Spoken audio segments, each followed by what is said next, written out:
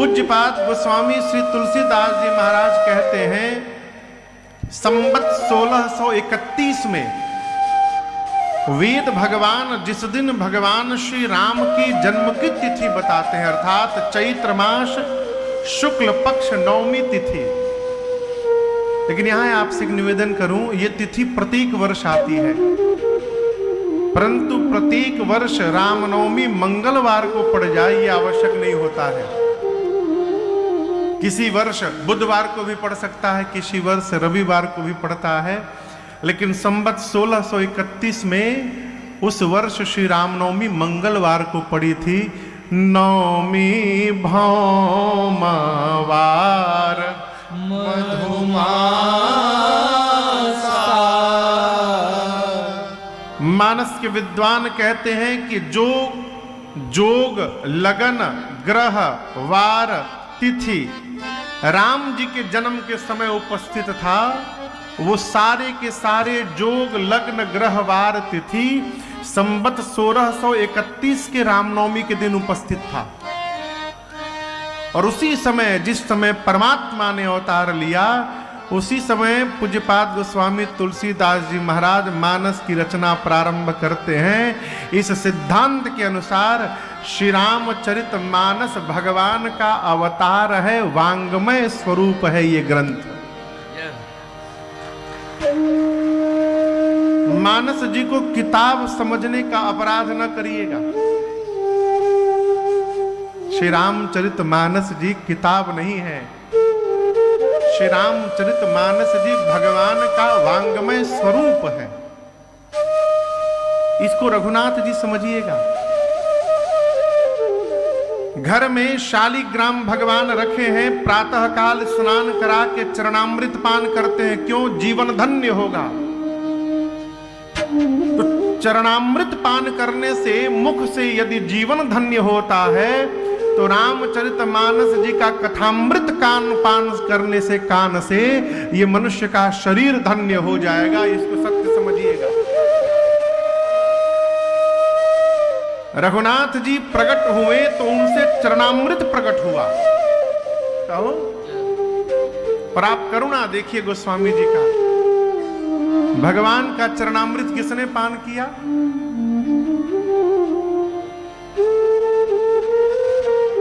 कहिए। केवट भैया।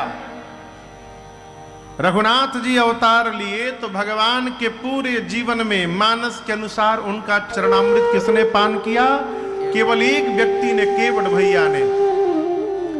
और पूज्यपाद गोस्वामी तुलसीदास जी महाराज की कृपा से संवत 1631 में जब श्री रामचरितमानस रूपी परमात्मा ने अवतार लिया, तो भगवान के कथामृत को केवल एक व्यक्ति पान नहीं कर रहे हैं, काशी के पंडाल में बैठे हजारों लोग आज पान कर रहे हैं,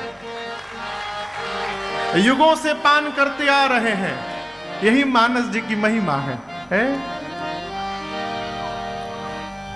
मानस को मानस में उतारने का स्वभाव बनाइए।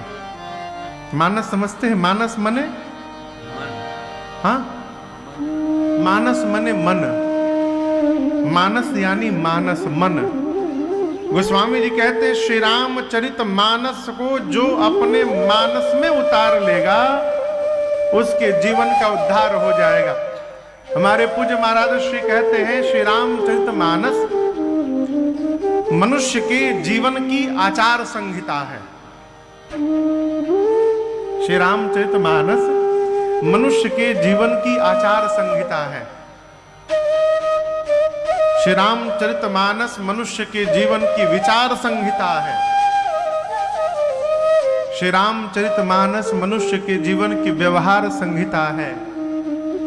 और मानस जी को पढ़ के, समझ के, आचार विचार व्यवहार यदि सुधर गया तो याद रखिएगा, यही हमारे जीवन के लिए भवपार संहिता है, यही पार कर देगी। और किसी वस्तु की आवश्यकता नहीं है? काशी की धरती है, मुक्त जन्म महिजान ज्ञान खान अगहानि कर, जहां बस शंभु भवानी अस काशी से कसन। वो स्वामी जी कहते हैं, देखिए पूरे धरती पर पूरी धरती पर काशी को अलग माना गया है। ऐसा कहते हैं काशी भगवान शंकर के त्रिशूल पर बसी है।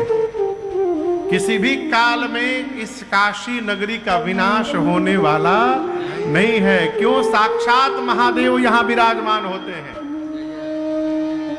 काल का भी जो काल है वो महाकाल इस काशी नगरी में विराजते हैं। तो इस काशी का कौन नाश कर सकता है हो? ये मुक्त जन्म है। गोस्वामी जी किष्किंधा कांड में कहते हैं मुक्त जन्म मही जान ज्ञान खानी अघानी कर।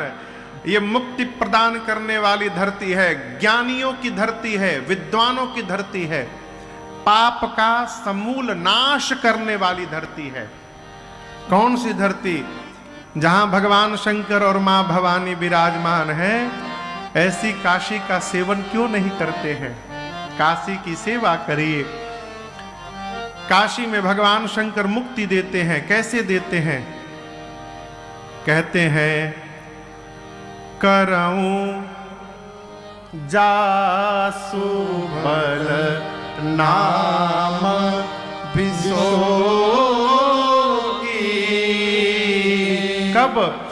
काशी मरत जंतु अवलोकी।